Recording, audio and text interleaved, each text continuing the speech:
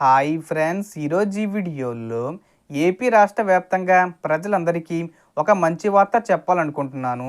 మన రాష్ట్ర ప్రభుత్వం ముఖ్యమంత్రి చంద్రబాబు నాయుడు గారి నాయకత్వంలో రాబోయే సెప్టెంబర్ నెల నుంచి ముఖ్యమైన 3 పథకాలను ప్రారంభించబోతున్నట్టు అధికారికంగా ప్రకటన వచ్చింది.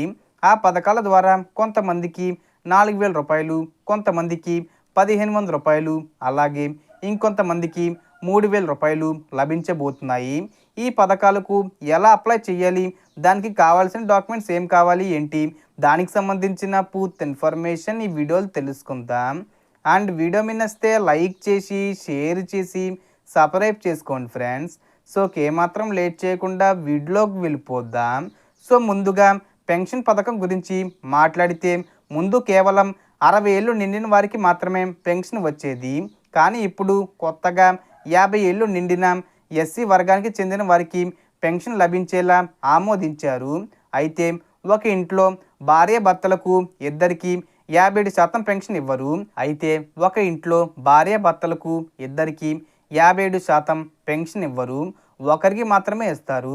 సెప్టెంబర్ 1 నుంచి సచివాలయం ద్వారా అప్లై చేసుకోవచ్చు. ఒక నెలలో వెరిఫికేషన్ పూర్తయిన తర్వాత పెన్షన్ వస్తుంది.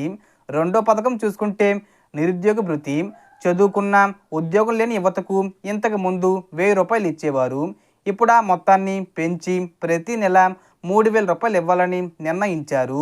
దీని అప్లికేషన్ ప్రక్రియ సెప్టెంబర్ 15 నుంచి సచివాలయం ద్వారా ప్రారంభమయ్యే అవకాశం ఉంది. ఇక మూడో పథకం చూసుకుంటే మహిళలకు ప్రతి నెల 1,500 రూపాయల ఆర్థిక సహాయం.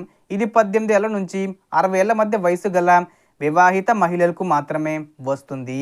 పెళ్లి కాని మహిళలకు ఇది వర్తించదు. ఈ సహాయం నేరుగా బ్యాంక్ ఖాతాల్లో జమ అవుతుంది. అప్లై చేయడానికి Aadhaar, income certificate, caste certificate, passport size photo, mobile number తప్పనిసరి. అలాగే గవర్నమెంట్ ఉద్యోగస్తులు, ట్యాక్స్ కట్టేవారు, గవర్నమెంట్ పెన్షన్ పొందేవారు, 1000 చదరపు అడుగులకు మించి ఇల్లు లేదా కారు ఉన్నవారు ఈ పథకాలకు అర్హులు కారు.